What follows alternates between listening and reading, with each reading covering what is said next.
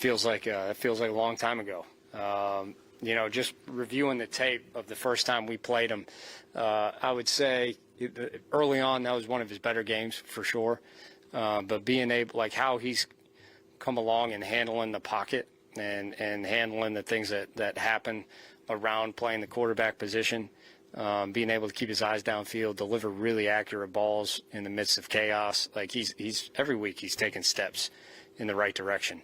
And I would say, just looking back at that game in particular, that would be the thing that jumps out. What do you like best about Tank Dell? A lot, but the best I would actually say is he thinks he's Nico Collins in the run game. My man will throw himself in there with reckless abandon to the point where we have to pull him back. And I love that because he attacks everything the same way. He's an elite separator in the pass game.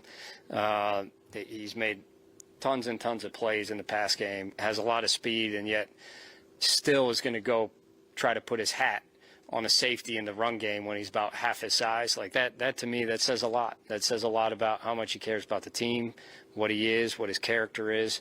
And I think that's why he continues to just grow and improve week in and week out through the course of the year.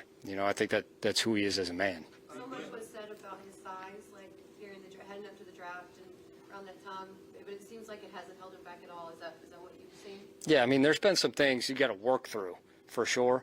There's things that I think he has great strengths in, and there's things that we knew that we had to attack as far as, hey, we got to shore this up. And he's, again, kind of like what I referenced in the run game, he's taken that head on, and he's found his own way of being able to navigate fighting through contact, being able to navigate press. How can I make sure that when guys are trying to be physical with me, I can limit that and still get to an edge and still find a way to separate at the top of the route? And, he's kind of, I'm not going to spell any of his tricks, but he's got his own little ways that he's figured out to do that and get that done. And then obviously like a route tree and stuff like that can help offset some of that. But he's made the size issue almost a non-factor. You talk about CJ playing the quarterback position and progressing in that way since the last time that you guys played the Jaguars.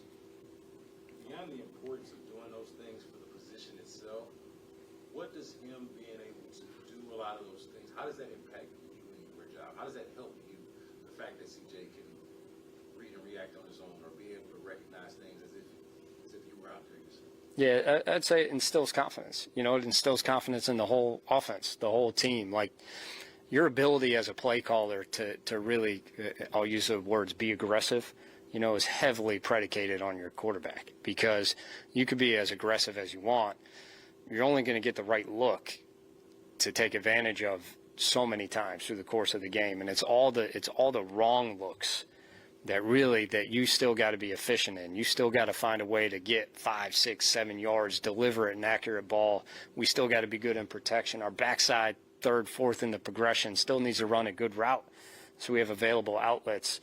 And when you see that consistently happen over and over and over again, it really opens up what you can do as an offense. And that's really in all phases. Like that's the drop back world, that's play pass, that's keepers, that's really the run game. When we get premier looks in the run game and we take advantage of them, that's awesome. But what about when we get the wrong look? Are we losing 2 yards or are we still gaining 3? And that for us is kind of like our offensive mantra, like press forward. Everything we're doing, we press forward. We throw a pick, let's press forward. We lose yards, let's press forward.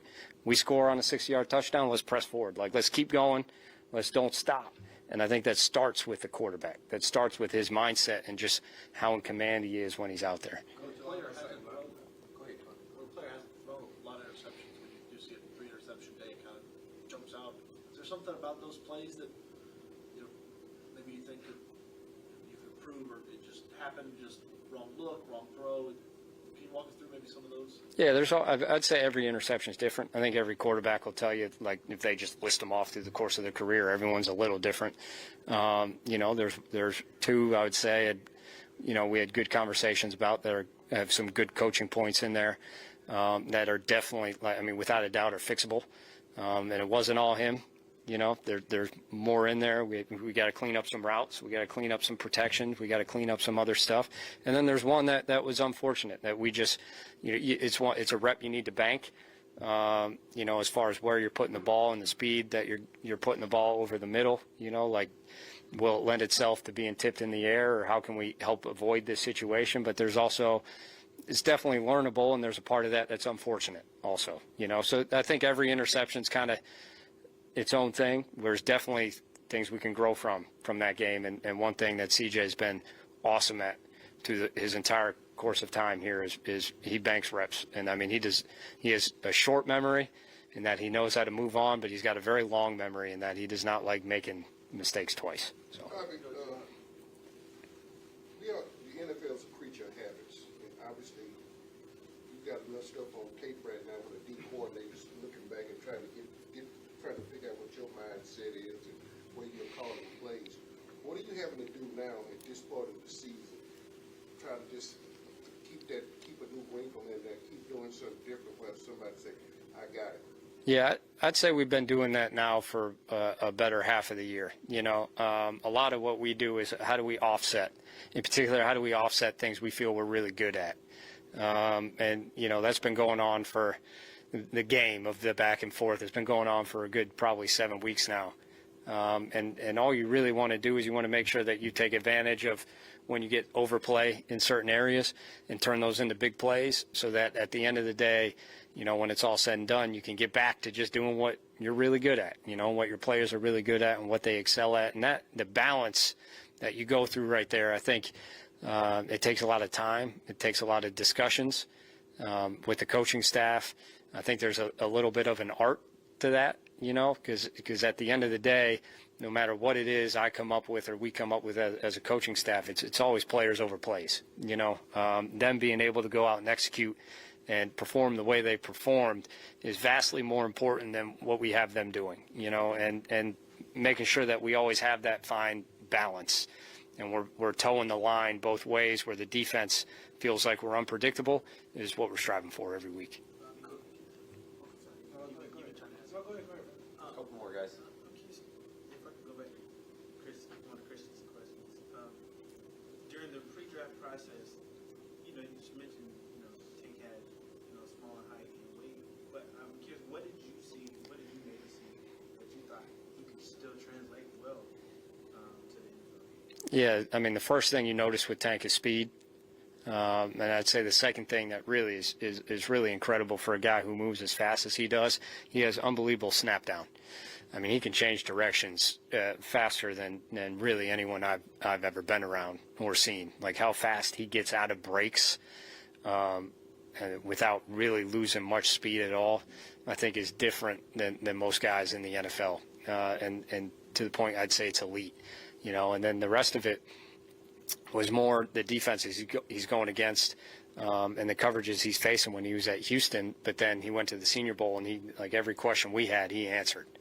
It was all there against really good players at the Senior Bowl. So to me, once we saw how that translated even against better competition, that kind of told us all we needed to know, and then we met him. And once you meet Tank, I mean, you're sold. I mean, he's about as good of a man as we have on the team. He's really fun to be around. I don't know many people that when he's mentioned, they don't immediately smile. So. Last two guys. Coach, in the NFL Combine, CJ said that one of his strongest attributes was being able to spread the ball around to multiple receivers. On last week, Tank told me that, you know, when they're on the field, there is no wide receiver one. Who's ever in the game can be wide receiver one to him. How true to form has he stuck to that? Yeah, I think it's both him and the receiving crew we have. You know, we have a receiving core that all of them have unique talents, skills. They're all different, and they're all really good at different things. They have different strengths, you know. And CJ's rapport with them to understand what those strengths are, it plays a huge part of it. But then additionally, I think part of being able to spread the ball around is, you know, like I referenced earlier, when we call play, we may be calling it for number one, but number one's only going to be there so many times. And being able to click through from 1 to 2 to 3 and getting the ball out efficiently, like that's really when targets start getting spread out, because it's always going to be different people on the backside of concepts. And that's really how you disperse balls, and when we can make that not 5-yard gains, but now we get Yak involved, and you start talking about 12-yard gains, like that's when the offense really starts clicking. And CJ he's completely bought into that. You know, I think it's evident the last 3 weeks how well he's gone through progressions, how effectively he's delivered the ball on time and sometimes across the field, you know, and I don't think that's very common for a rookie quarterback, and I think that has a lot to do with the trust he has, first in the protection, but then secondly in the guys that he's throwing to. He believes all of them have strengths, are really good, and are really good at different things, and he wants to get the ball in all their hands for different reasons. Last one, Cody. Hey, Coach, when we look at the success you guys been having in the rushing attack, how much do you think the addition of Damian Pierce is going to be able to continue that elevation? Yeah, it's been fun to watch. You know, the growth that we've had in the run scheme and what we've been doing up front and the holes that we've created, you know, is really, I think the whole offense has seen how powerful that is, how much that opens. It's not just the run game, like how much that opens the play pass world, opens the keeper world, and the stuff that, you know, I think we've done a really good job of over the last 3 weeks. And that's just inspired us to want to do it more. You know, and then Motor, obviously, the last couple games has carried the bulk of the load there at running back. And I've said this before, and nothing's really changed. Like, whenever it is DP comes back, like, we believe wholeheartedly in sharing that load. It's the same at receiver, tight end, everywhere, except quarterback. You know, like, we want to make sure guys are fresh.